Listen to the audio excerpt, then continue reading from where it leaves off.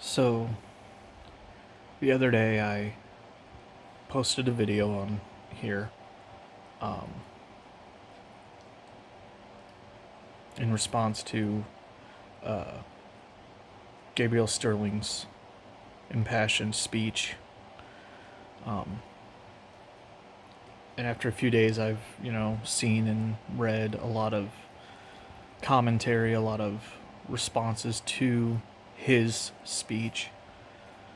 Um, and I have to say, I agree with a lot of them in that he it's some people say better late than never, but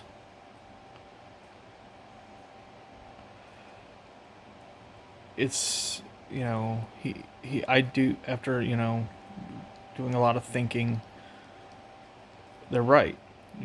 This indignation and this anger is rightly justified. However, it's not as if these just started. These threats, these you know acts of intimidation.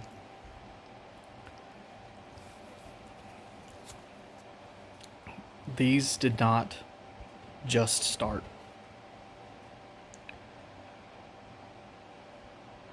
The the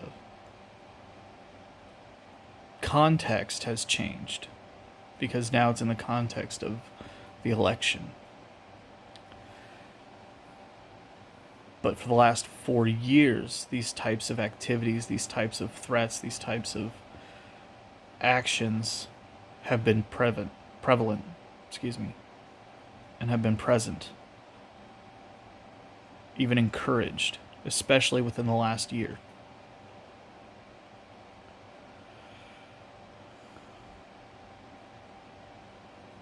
And as I said in my last video, the only way forward for this nation, for our people, is together. And at a recent press conference, our governor, Kim Reynolds, was asked if she was going to use any money, any state money, to help Iowans.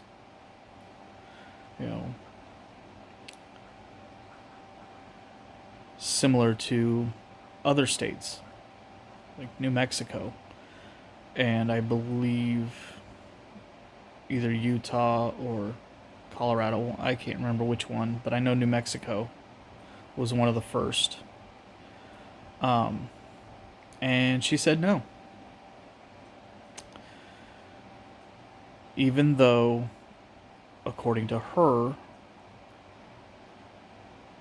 we are in a far better financial situation than a lot of other states. We ended this last fiscal year with a $300+ million surplus. There is tens of millions of dollars in some other type of fund. And there's also millions of dollars left from CARES money that she has yet to disperse. As well as the 21 million that she missed, the 21 million plus that she misappropriated for a software system, an accounting software system that we already had a contract for from last year that the state legislator failed to approve or declined to approve. And so when the state legislature didn't give her the money, once she had the CARES funds, she used that money under the auspice and the claim that it makes made the state run better for the response to COVID, which Iowa's response to COVID has been extremely lackluster. As well as hundreds of thousands of dollars, or several hundred thousands of dollars to or a few, I can't remember, it's like 300 and some thousand or something, for her own personal staff, for salaries and raises.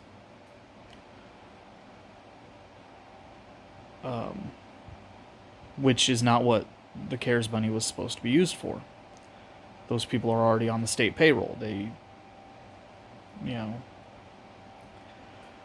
but she was told that she would have to pay that back to the federal government unless she reallocated those funds to actual COVID relief efforts. Food banks are struggling. Hospitals, clinics are struggling. Families are struggling. Local businesses are struggling. The Iowa Restaurant Association predicts that at least 1,000 establishments will be forced to close permanently within the next 5 to 6 months unless something is done.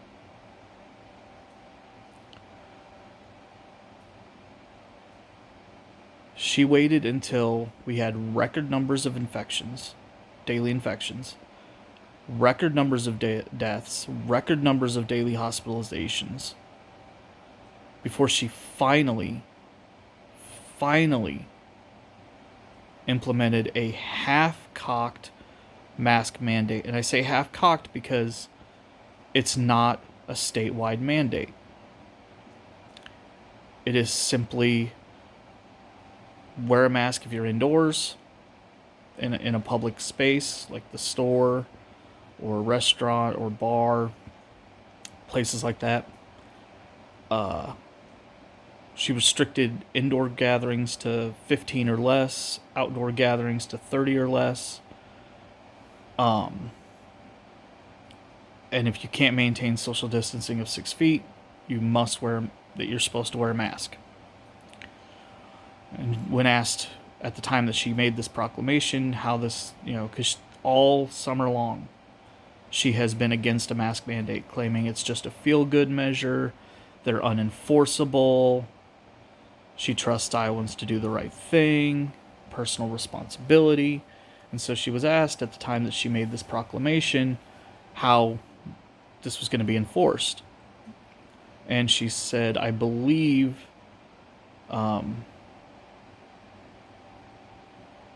the Department of... I can't remember which department she said, but she said they would enforce it.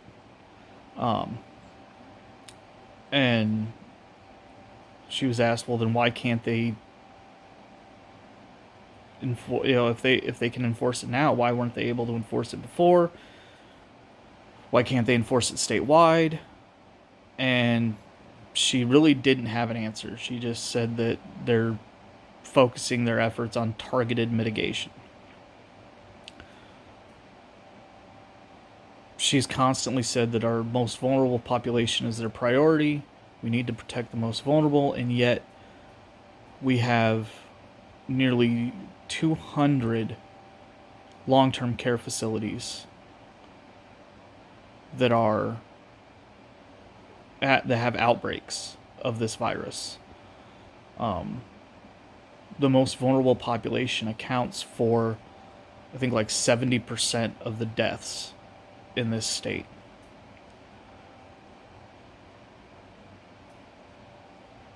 No excuse. None. Yes, personal responsibility is a factor. But when our leaders, the people we look to for guidance,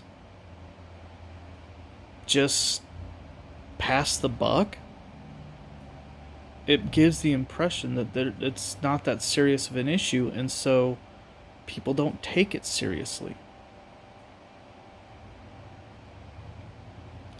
And that brings me to another thing. When she said that she was not going to use state money, her reason was that there wasn't enough state funding to help everybody. She said it was Congress's job, the federal Congress, that it was their job to take care of Iowans. It was their responsibility to help Iowans. Now, keep in mind, she is the governor of Iowa. We have our own governor, we have our own state legislature, but it's the National Congress. It's the federal Congress's job to take care of us. Not the governor that we elected, not the state legislature we elected. The federal Congress. It's their job to take care of us.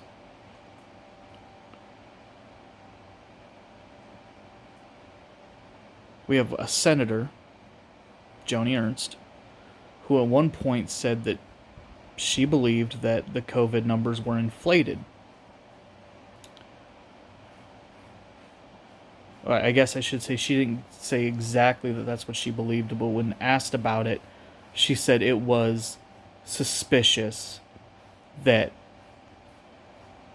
hospitals and care providers get paid more for COVID patients and that suddenly our numbers are rising. She believed that there was a correlation, that it's something that should be looked into. So she alluded to the fact that, to the idea that she was at least entertaining the theory that medical professionals were padding the numbers to pad their pockets, even though there is absolutely zero evidence of that. A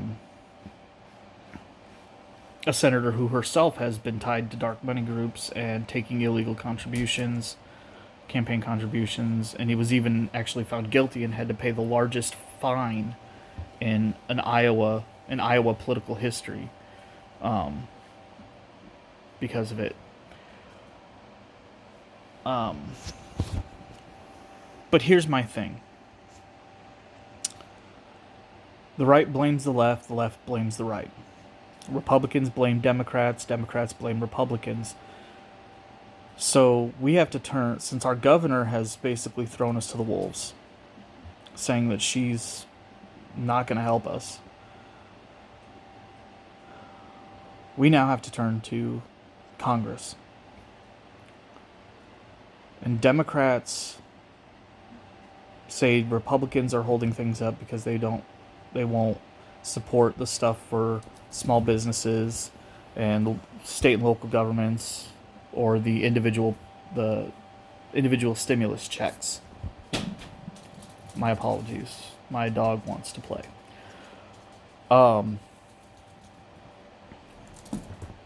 And Republicans point at Democrats and say they're the ones holding up relief because they won't support help for large-scale businesses and corporations, liability protections from COVID for businesses, so employees can't sue their work, for COVID-related issues.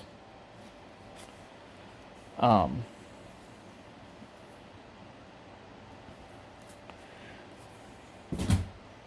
get it. But here's the thing.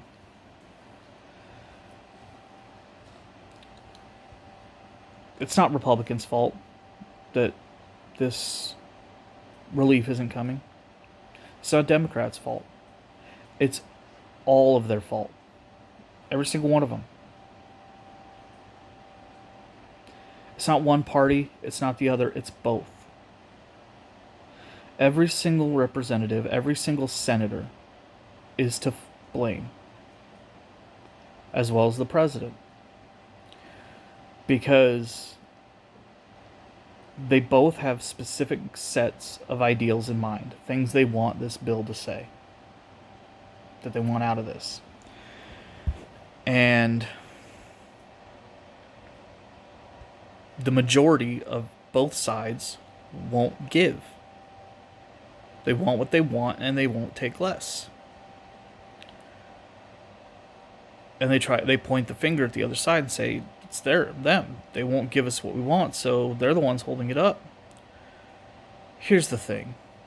While you all in Congress are playing the blame game, Americans are dying. Americans are suffering. Both from this virus, from the mental effects of lockdowns,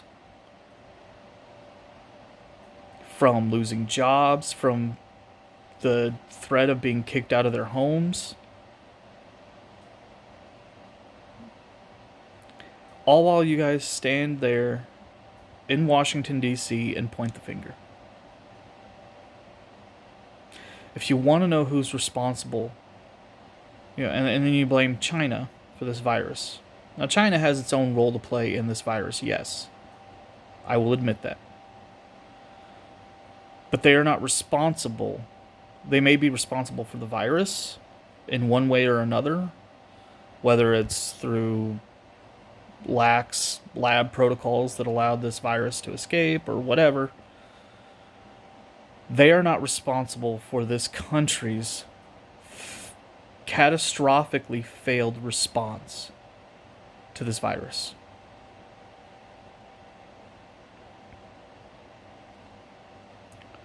That goes to our leaders. That goes to the people that would rather believe their political leaders and not their medical doctors, not the health experts, the people who've been studying these types of things for decades.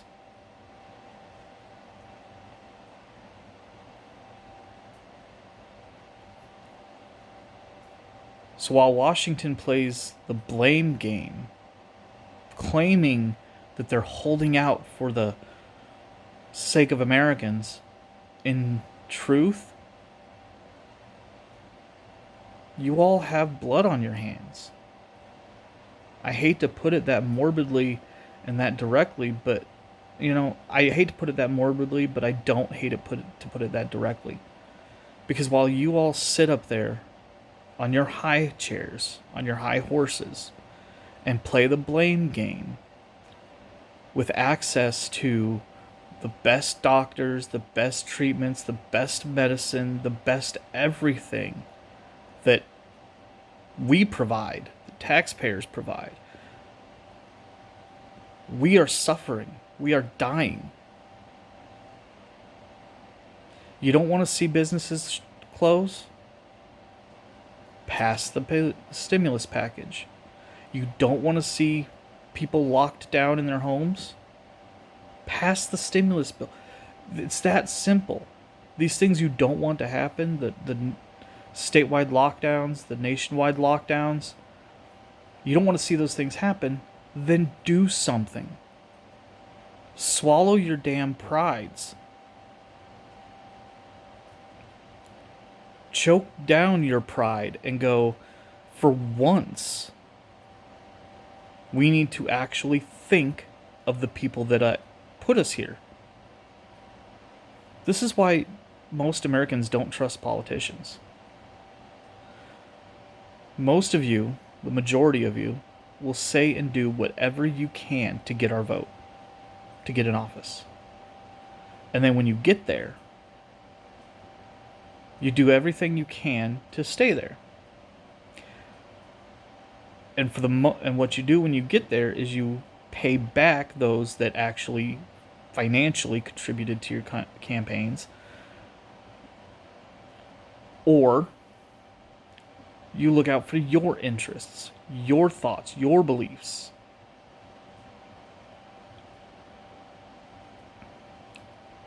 Or you toe the line and you follow your leader, whether it's your majority party leader, your minority party leader, the president. What I'm getting at is this. You'll do everything you can to get the people's vote. But once you get the people's vote and you get in office, you stop listening to the people. Every now and then you'll throw the people a bone. You'll pass some bill or piece of legislation, or you'll sign an executive order, or you'll do whatever. And just to appease the masses. And then you go right back to looking out for numero uno, yourselves.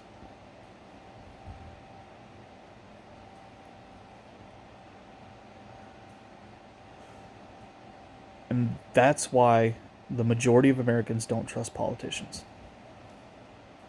Because when we need you the most, right now, hundreds of thousands, nearly 300,000 Americans have died from this virus. Millions infected, possibly more, probably more, that are asymptomatic and not getting tested.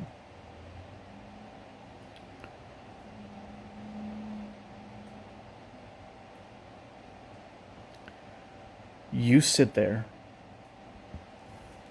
and you point the finger. You want protections for businesses so they don't get sued from over a virus? Do something about it. But the answer isn't make the lawsuits illegal. The answer is solve the problem causing the lawsuits in the first place. Instead of looking at the businesses and protecting the businesses, protect the workers. I know it sounds socialist. I know. But the thing is, a company's most valuable asset isn't its money. It's its employees. It's people. Because without people, they don't make money. It's that simple. It's just like any retail business, any business will tell you that the most valuable commodity is a customer. Because without a customer, you don't have a sale, you don't have money. And the most valuable customer is a repeat customer. Repeat customers are infinitely more profitable than one-time customers. So your goal is to turn every customer into a repeat customer. And you don't do that by ignoring them. You don't do that by focusing on the bottom line, on dollar signs. You do that by taking care of them. You do that by being compassionate. You do that by showing them that you care, that you're different. And right now, that's not what our leaders are doing. That's not what you're doing. That's not what our government is doing. Our senators, our representatives, our president, our governors. Now, there are some, yes, there are some that are doing that, that are trying to do the right thing. But the majority of you, all you care about is getting what you want.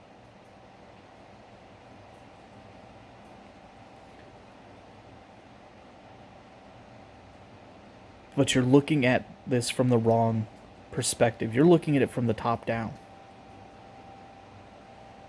When what you need to be doing is looking at it from the bottom up. You need to be looking at it from our point of view.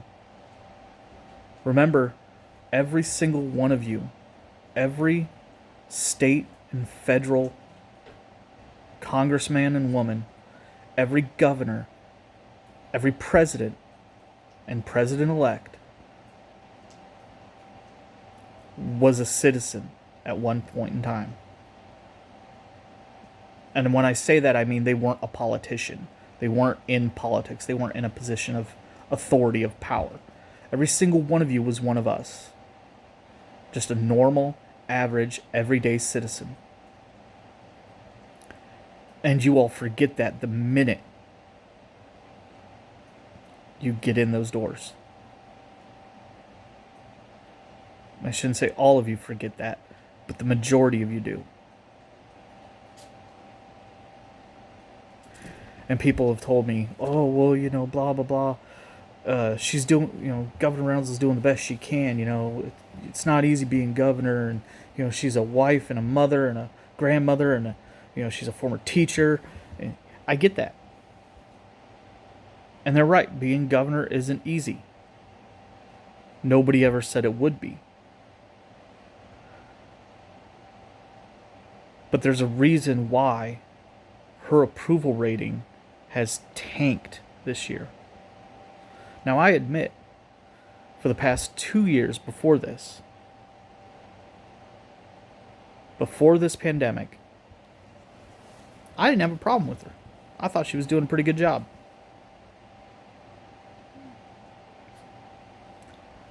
But they say the true test of a leader is a crisis, is pressure. And I hate to say it, but she has not performed well. She has not. When Iowa needed her the most, she has instead played pass the buck. First, by claiming it was Iowans' personal responsibility to mitigate this virus. And then now by saying it's the federal Congress's responsibility to take care of Iowans financially.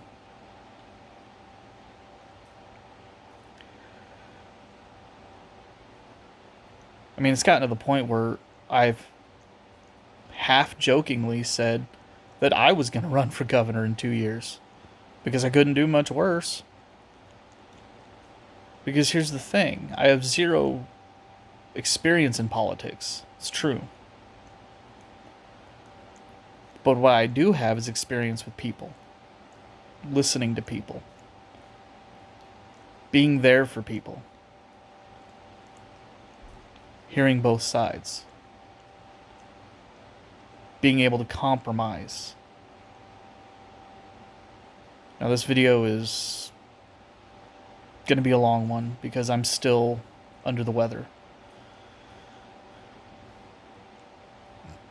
And so, my talking is measured, and plus, this is something I'm very passionate about, very upset about.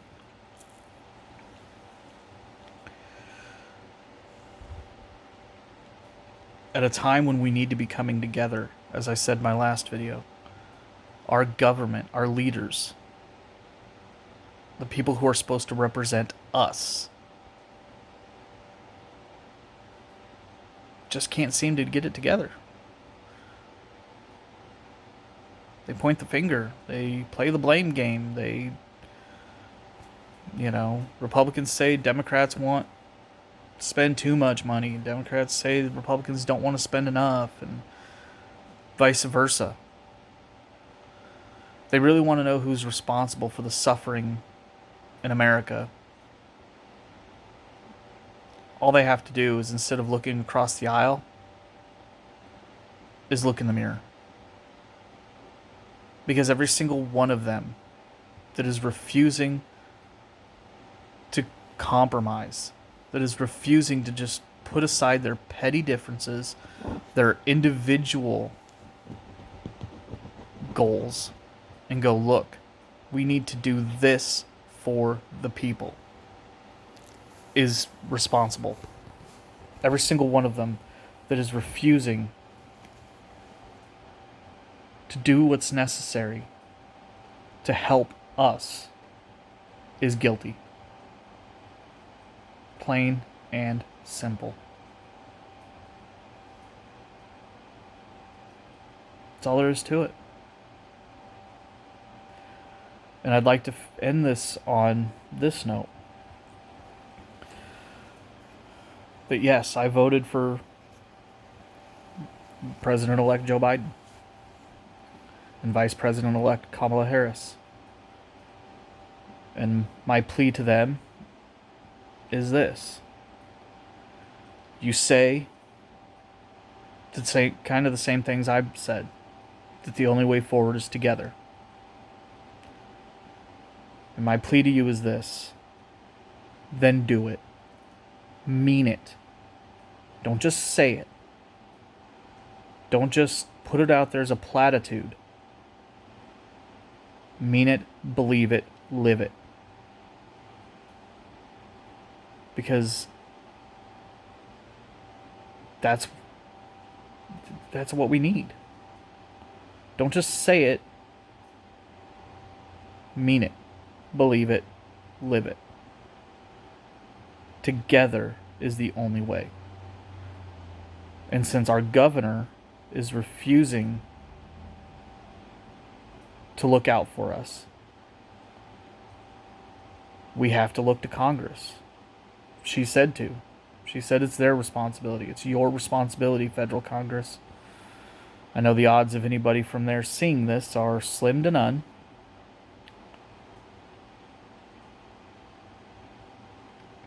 But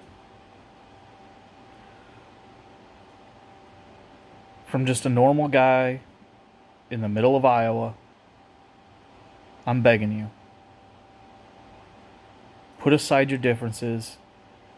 Come together with a compromise that helps all of us that are struggling.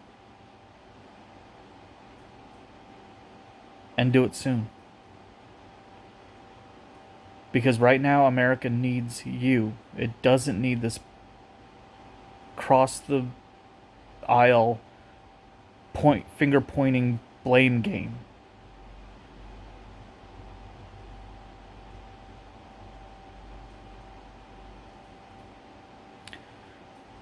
I apologize for the length of this video, and for those of you that watch it to the end, thank you. Please feel free, thumbs up, thumbs down, whatever. Leave a comment.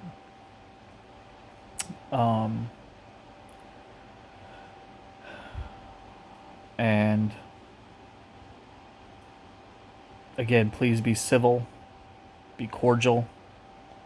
Even if you disagree, be respectful and polite. Because even if we disagree, that doesn't mean we have to be enemies. It doesn't mean we have to resort to name calling or anything like that.